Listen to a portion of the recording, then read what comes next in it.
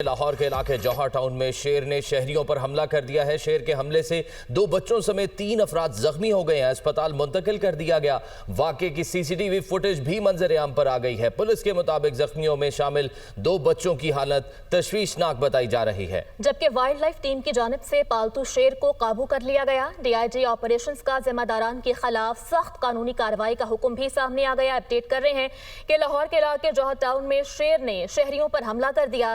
شیر کے حملے سے 2 بچوں سمیت 3 افراد زخمی ہو گئے، اسپتال منتقل کر دیا گیا، جبکہ واقعے کی سی سی ٹی وی فوٹیج بھی منظر عام پر آ گئی۔ پولیس کے مطابق زخمیوں میں شامل 2 بچوں کی حالت تشویشناک ہے۔ اور یہ ایکسکلوسیو فوٹیج صرف دنیا نیوز کی سکرین پر دکھائی جا رہی ہے۔ ہمارے نمائندے مدثر حسین ہمارے ساتھ موجود ہیں، مزید تفصیلات ان سے جانتے ہیں۔ مدثر، آگاہ کیجیے گا، کوئی زخمی تو نہیں ہوا اس سے؟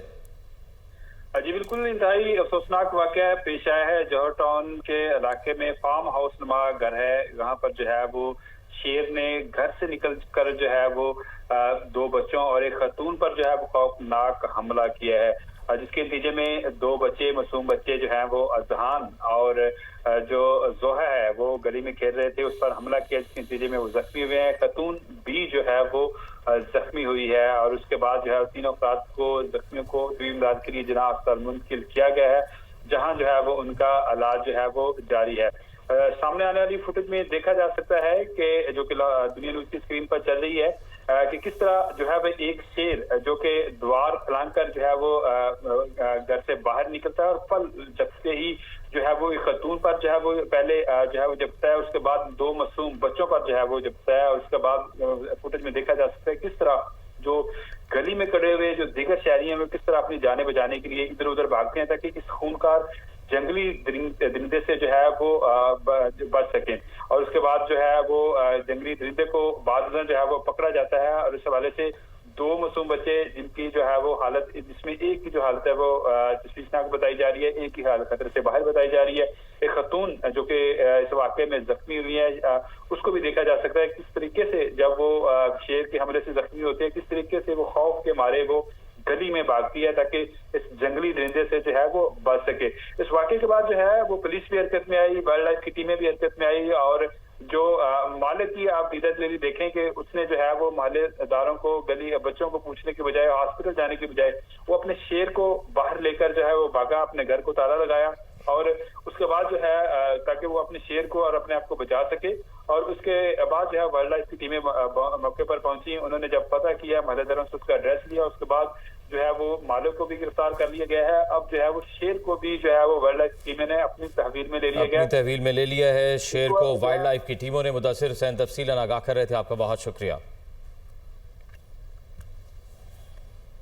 ایک اور افسوسناک خبر آپ کو دیں، نانگا پربت سر کرنے کی مہم جوئی کے دوران غیر ملکی خاتون کوہ پیما ہلاک ہو گئی۔ کیمپ 1 اور کیمپ 2 کے درمیان چیک ریپبلک کی خاتون کوہ پیما کلارا حادثے کا شکار ہوئی۔ پولیس حکام کے مطابق دوران ٹریکنگ حادثہ پیش آیا، غیر ملکی خاتون کی آکسیجن گیس سلنڈر پھٹنے سے موت ہوئی۔ ساتھی کوہ پیما نے بیس کیمپ میں حادثے سے متعلق آگاہی دی، متعلقہ حکام نے واقعے کی تحقیقات شروع کر دی۔ وزیراعظم میاں محمد شہباز شریف کا 2 روزہ دورہ آذربائیجان۔ وزیراعظم اقتصادی تعاون تنظیم کے سربراہی اجلاس میں شرکت کے لیے شوشہ کارا باغ پہنچ گئے۔ فضولی ہوائی اڈے پر آذربائیجان کے وزیر ثقافت، پاکستان کے سفیر سمیت اعلیٰ سفارتی اہلکاروں نے وزیراعظم کا استقبال کیا۔ نائب وزیر اعظم اسحاق ڈار، وزیر اطلاعات عطا اللہ تارڑ اور معاون خصوصی طارق فاطمی بھی وفد میں شریک ہیں۔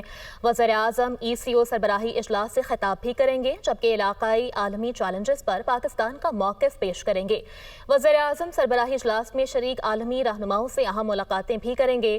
ایران، آذربائیجان، ازبکستان اور ترکیہ کے سربراہان سے ملاقاتیں شیڈیولڈ ہیں، جبکہ وزیر اعظم علاقائی تجارت، توانائی اور رابطے کے فروغ پر زور دیں گے۔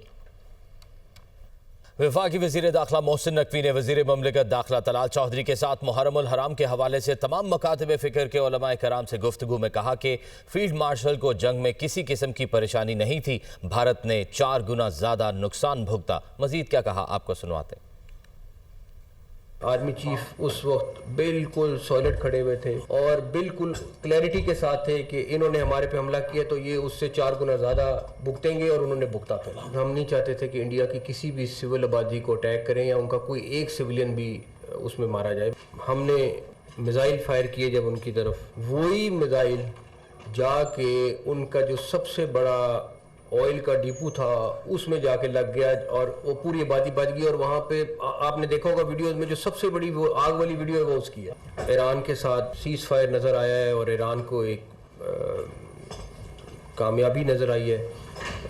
میں آپ کو صرف یہ ضرور بتاؤں گا کہ اس میں پرائم منسٹر صاحب کا بڑا رول ہے اور اس کے پیچھے بھی وردی ہے. محرم کے مہینے میں جو امن و امان جو باقی ساری چیزیں وہ آپ سب کے بغیر ممکن نہیں ہیں. حسین بھی سب کے ہیں.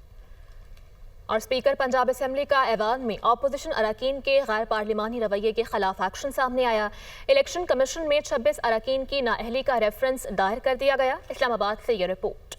پنجاب اسمبلی کے 26 اپوزیشن اراکین کے خلاف نااہلی کا ریفرنس دائر. اسپیکر پنجاب اسمبلی ملک احمد نے الیکشن کمیشن میں ریفرنس دائر کیا. الیکشن کمیشن میں دائر ریفرنس کے مطابق اسپیکر پنجاب اسمبلی نے 26 اراکین کے خلاف ضابطہ اخلاق کی خلاف ورزی کی رپورٹ جاری کی. دائر ریفرنس میں کہا گیا ہے کہ اسپیکر کے بار بار کہنے کے باوجود اراکین نے ایوان میں نظم و ضبط بحال نہ ہونے دیا. ایم پی ایز نے اسمبلی قواعد کی خلاف ورزی کرتے ہوئے جان بوجھ کر اجلاس کی کارروائی میں خلل ڈالا اور شور شرابہ کر کے اسمبلی کی کارروائی معطل کروائی. غیر پارلیمانی الفاظ کے استعمال، شور شرابہ اور بدنظمی پر ان اراکین کے خلاف کارروائی کی سفارش کی جاتی ہے. اسپیکر نے اسمبلی قواعد کے رول 210 کے تحت اپنا اختیار استعمال کرتے ہوئے ریفرنس دائر کیا ہے. ریفرنس میں اسپیکر نے ایوان کے قواعد کی شق 15 اور 210 کا حوالہ بھی دیا ہے اور 26 ایم پی ایز کو نااہل کرنے کی درخواست کے ساتھ اراکین کے ناموں کی فہرست بھی جمع کروائی گئی ہے. اسپیکر پنجاب اسمبلی ملک احمد خان کا کہنا ہے کہ پنجاب اسمبلی کے 26 ارکان کے خلاف ریفرنس دائر کر چکے ہیں. منتخب ہو کر اسمبلی میں آئین کی پاسداری کا حلف اٹھایا جاتا ہے، پھر اسی حلف کی خلاف ورزی کی جاتی ہے. مزید کیا کہا آئیے جانتے ہیں. میرے سوال بڑے بنیادی سوال ہیں.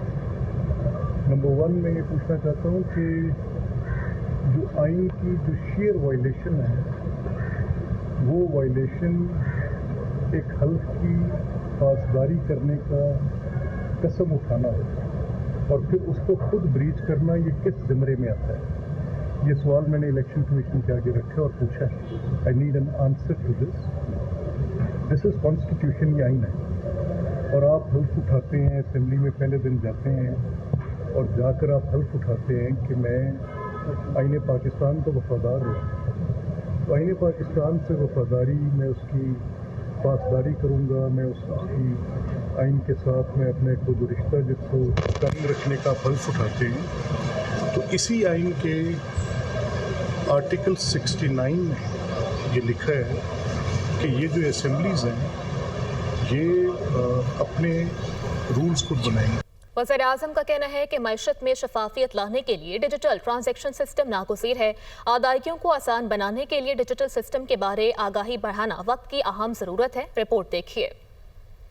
وزیر اعظم کی زیر صدارت کیش لیس اور ڈیجیٹل معیشت پر ہفتہ وار اجلاس. متعلقہ کمیٹیوں کو سٹیک ہولڈرز کے ساتھ مل کر قابل عمل تجاویز دینے کی ہدایت. اجلاس میں معیشت کی ڈیجیٹائزیشن کے حوالے سے تجاویز اور حکمت عملی پر بریفنگ دی گئی.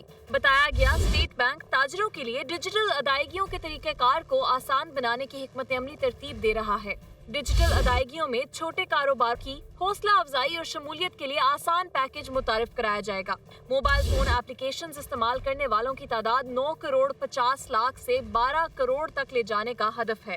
مجموعی ڈیجیٹل ادائیگیوں کو 7.5 ارب روپے سے 12 ارب روپے تک بڑھایا جائے گا. وزیر اعظم کا کہنا تھا کہ ادائیگیوں کو آسان بنانے، ڈیجیٹل سسٹم کے استعمال کے بارے میں آگاہی بڑھانا وقت کی اہم ضرورت ہے. وفاق کے زیر انتظام علاقوں آزاد کشمیر اور گلگت بلتستان میں ایسی سہولیات فراہم کی جائیں.